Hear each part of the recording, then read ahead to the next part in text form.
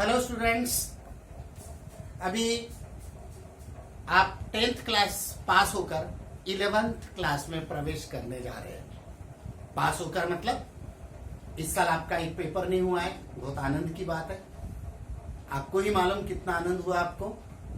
लेकिन जो भी परिस्थितियां हैं, उन परिस्थितियों को यूज टू करके आपको अभी आगे का सफर करना है। आपको जो गवर्नमेंट ने कोविड-19 की जो गाइडलाइंस दिए है, आपको हमको सबको वो गाइडलाइंस फॉलो करके घर के बाहर नहीं निकलना है। इसलिए इस साल क्लासेस भी लेट शुरू हो रहे हैं, सबके स्कूल्स कॉलेजेस भी लेट शुरू हो रहे हैं। तो ये जो वायरस है, ये वायरस ने दुनिया में कितने लोगों को क्या अफेक्ट किया, कितने लोगों की जान गई, ये सबको मालूम है। और वो खुद आपके घर आने वाला नहीं है और आपको उसको लेकर आना नहीं है। इसीलिए ये लॉकडाउन 1, लॉकडाउन 2, लॉकडाउन 3 और ये लॉकडाउन 3 का जो फेज चल रहा है, उसमें भी आपको घर में ही रहना है। जो भी गाइडलाइंस गवर्नमेंट ने दिया है, वो गाइडलाइंस अच्छे से फॉलो करना है, लेकिन साथ में आपकी पढ़ाई भी होना चाहिए। इसीलिए अपन ने एक पढ़ाना शुरू कर दिया है। तो ये जैसा मैंने आप यहाँ देख रहे होंगे, तो 11th standard physics introduction class. अब ये जो इंट्रोडक्शन क्लास है, बहुत बार ऐसा होता है, आपको मालूम है, आप कहीं पे भी जाते हैं तो अपना इंट्रोडक्शन देते हैं, और जब इंट्रोडक्शन देने के बाद ही आगे के प्रोग्राम्स स्टार्ट हो जाते हैं। वैसे इंट्रोडक्शन ऑफ फिजिक्स या फिजिक्स इंट्रोडक्शन क्लास। अब ये इंट्रोडक्शन देना क्यों जरूरी है? क्या आपको फिजिक्स के बारे में कुछ मालूम नहीं है? मालूम है आपको, लेकिन अभी तक के जो पढ़े आप 5th 6th 7th तक के एनवायरमेंटल साइंस, उसमें सभी प्रकार आ जाता था, फिजिक्स, केमिस्ट्री, बायोलॉजी। उसके बाद साइंस एंड टेक्नोलॉजी, ये एक ही बुक थी आपको। वो बुक में तीनों प्रकार के साइंसेस थे, मतलब फिजिक्स भी था, केमिस्ट्री भी था, बायोलॉजी भी था। जैसा जैसा हायर क्लासेस में जाते हैं, वैसा वैसा वो सब्जेक्ट के बारे में डिटेल पढ़ना पड़ता है। जैसा आप बायोलॉजी में देखते हैं, classification of plants, classification of animals, क्योंकि एक ही ग्रुप में सब डाल दिए तो आपको पढ़ना डिफिकल्ट हो जाएगा।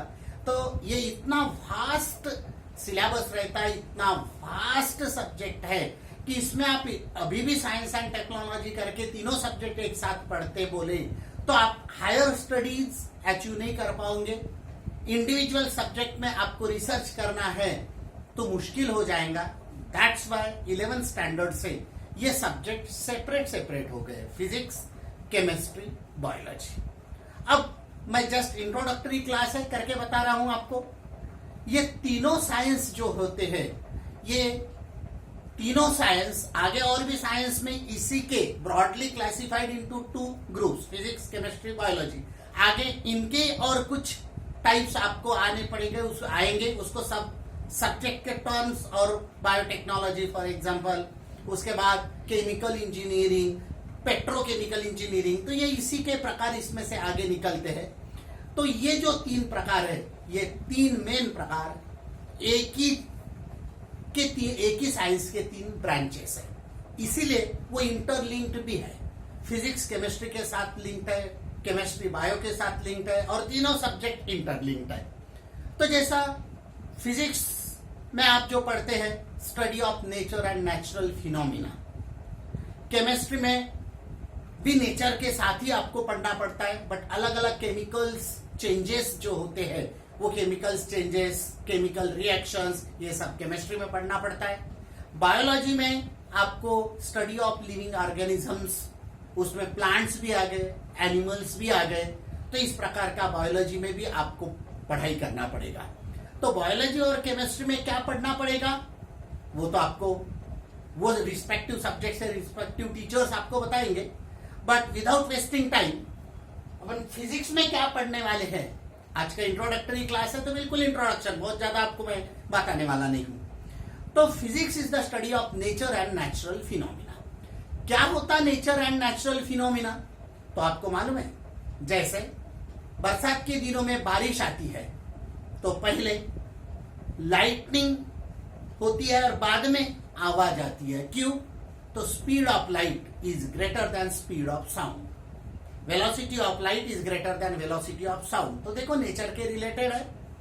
इंटर कन्वर्शन ऑफ एनर्जीज आप देखते हैं। व्हाट इज एनर्जी अपन देखने वाले हैं आगे। Work, energy, power, very important unit जो 11th में एंट्रेंस एग्जाम में भी उसके ऊपर अलग अलग क्वेश्चंस आते हैं। और ये बेसिक है फिजिक्स का, जिसको वर्क, एनर्जी, पावर, मोशन ये समझ में आ गया तो आगे का फिजिक्स का सफर बहुत इजी जाता है। फिर electricity, electrostatic, magnetism, magnetic effect of electric current, ये अलग अलग कॉन्सेप्ट आगे आते हैं। तो वो अलग अलग कॉन्सेप्ट वो समय पे पढ़े जाएंगे।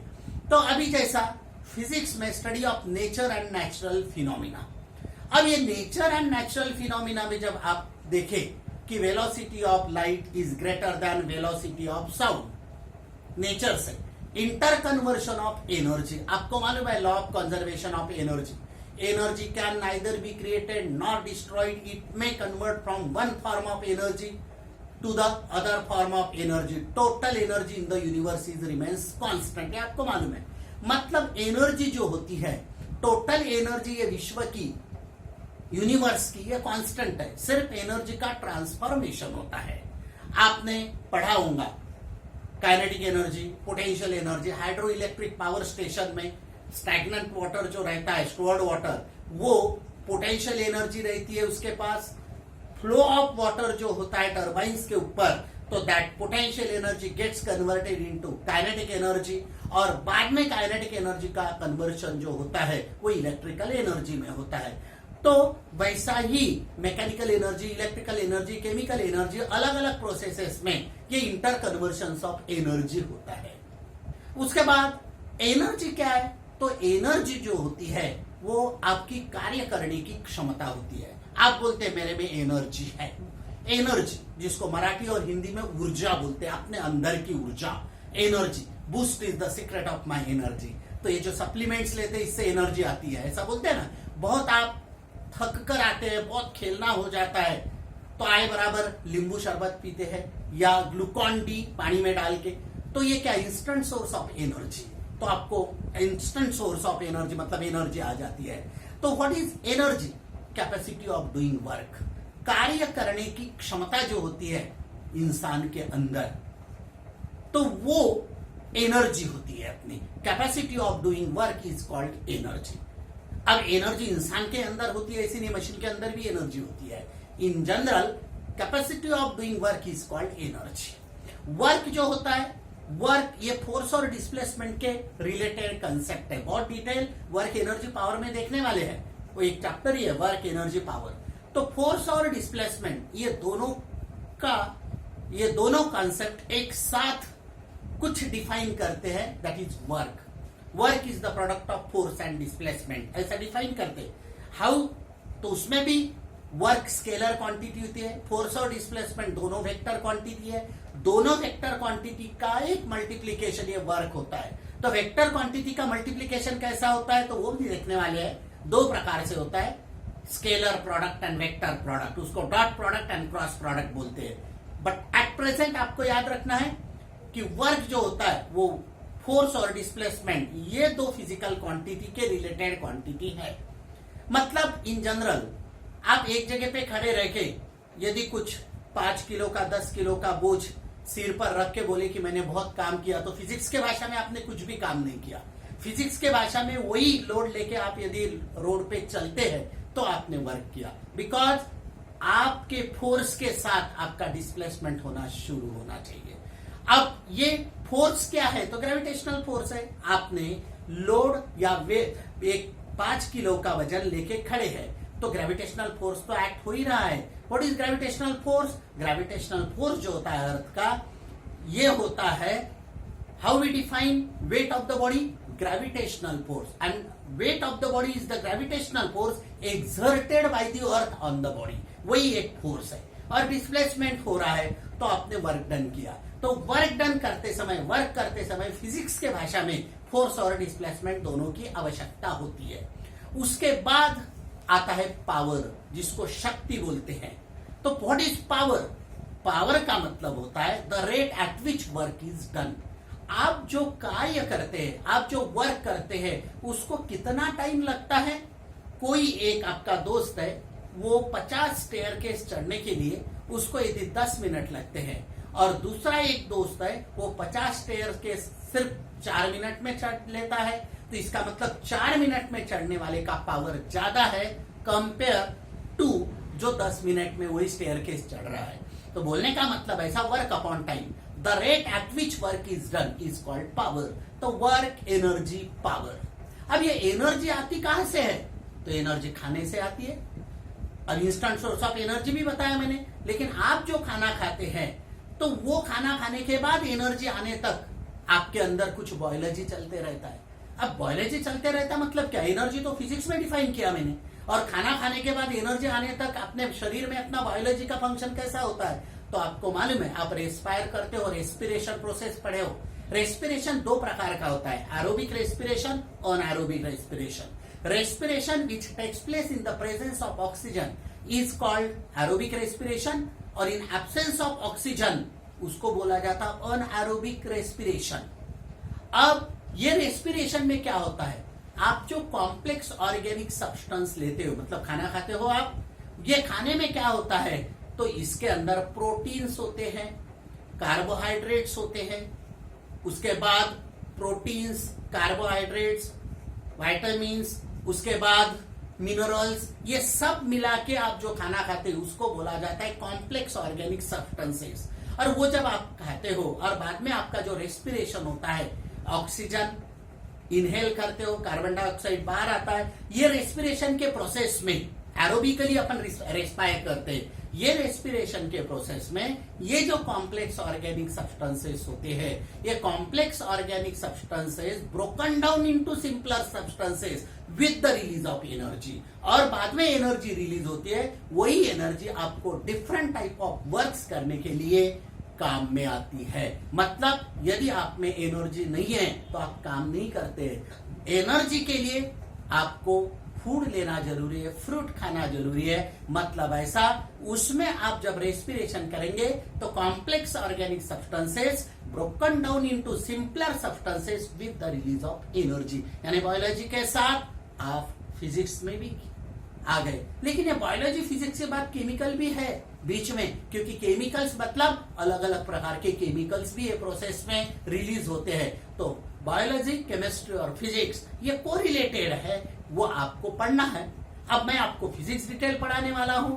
तो जब भी फिजिक्स स्टार्ट करते हैं तो फिजिक्स स्टार्ट करते समय स्टार्ट करना है तो आपको क्या करना पड़ेगा?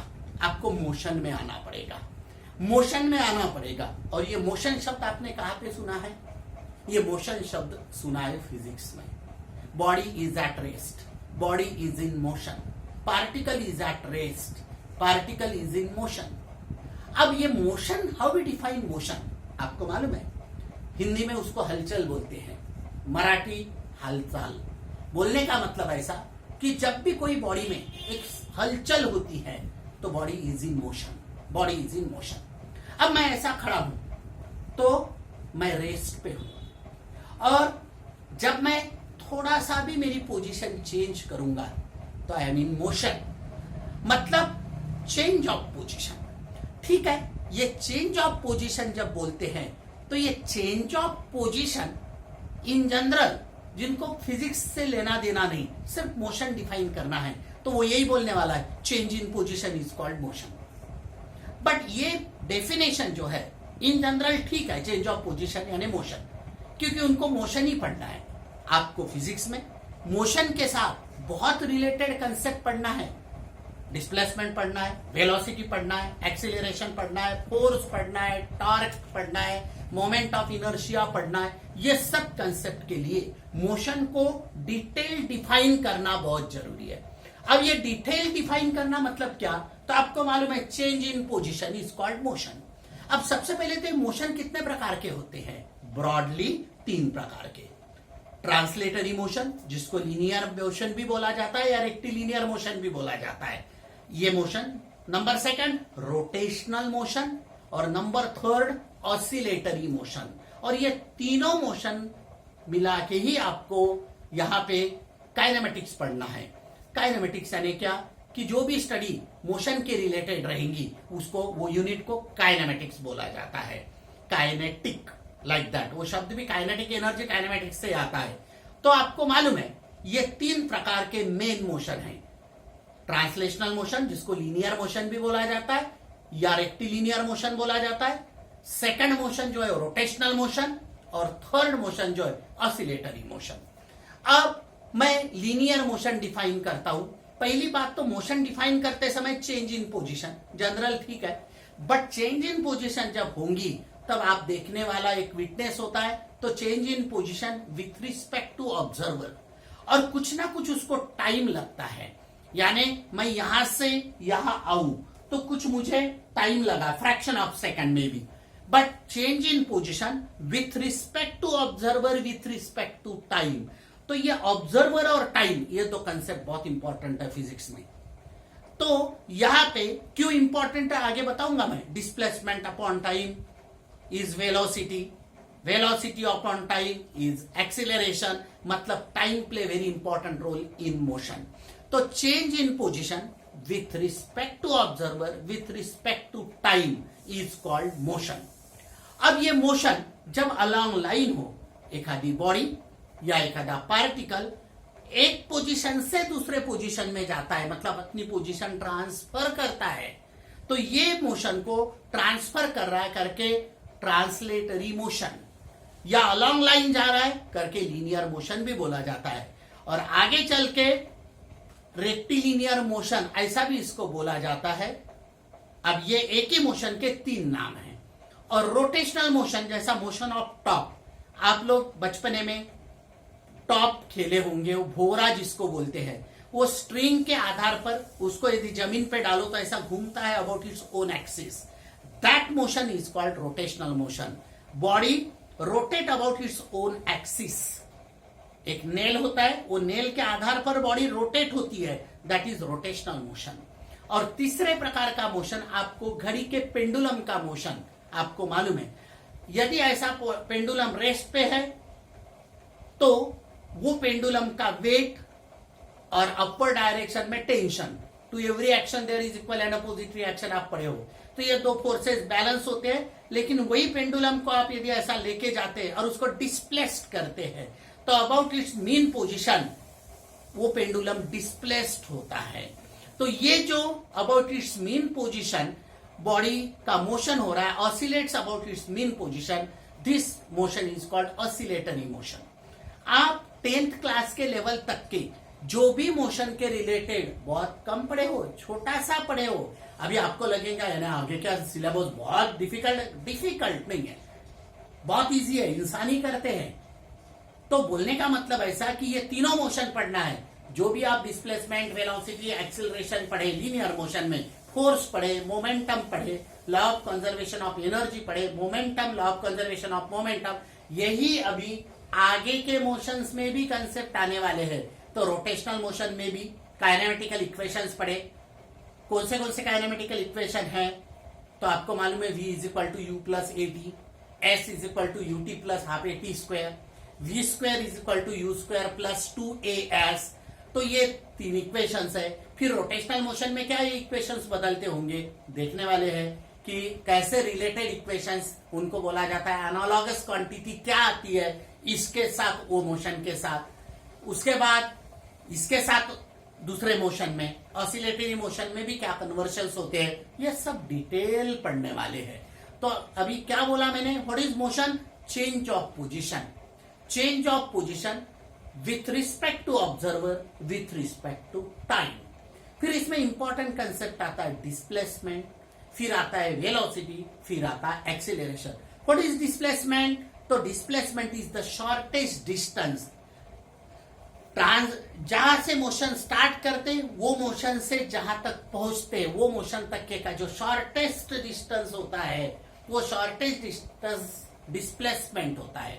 और actual length of the path covered by the particle या बॉडी, उसको बोला जाता है distance travelled by the body और पार्टिकल।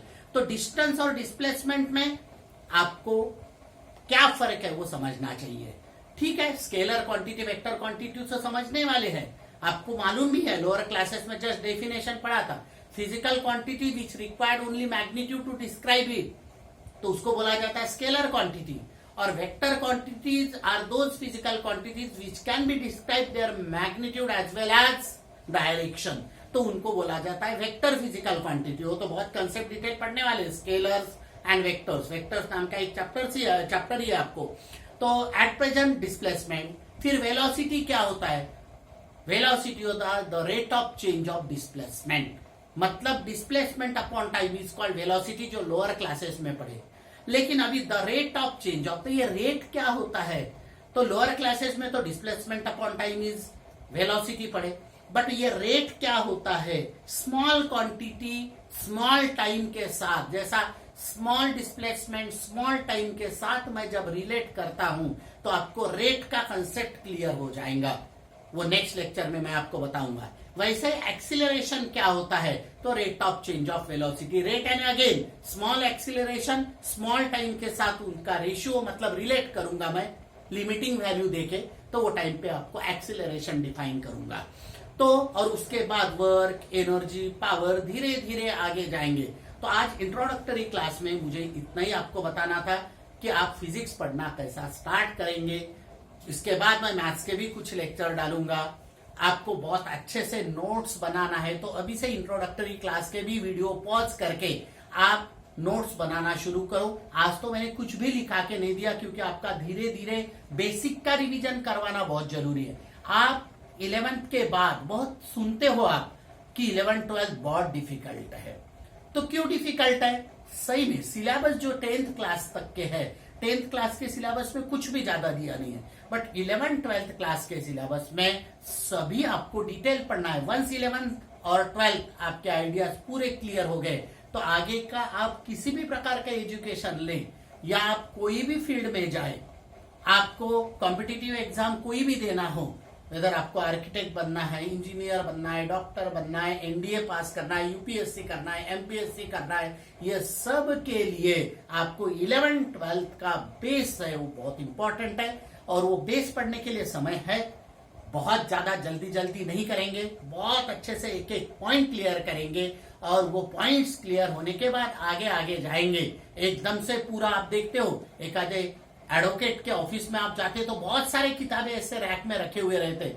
बचपन में मुझे लगता था कि बाप रे, वकील लोग कितने होशियार रहते, इतने सारे बुक्स एट ए टाइम पढ़ते हैं, लेकिन वो बुक्स नहीं पढ़ते एट ए टाइम। जिस प्रकार से केस आती है उनके पास, वो केस का आपको मालूम होगा, डिटेल वो एनालिसिस पहले ले लेते हैं। डॉक्टर के पास भी आप जाते हैं तो पहले आपकी हिस्ट्री पूछते हैं, और बाद में डिक्शनरी में जैसा जिस वर्ड का मीनिंग आपको देखना है, तो उसी अल्फाबेट्स के आधार पर वही वर्ड का मीनिंग आप डिक्शनरी में देखते हैं, पूरी डिक्शनरी याद नहीं करते हैं। तो उसी प्रकार से ऑल दो सिलेबस वास्ट है, लेकिन आपको एक एक पॉइंट पिकअप करके वो पॉइंट को क्लियर करते हुए आगे जाना है, तो आपको डिफिकल्ट नहीं लगेगा।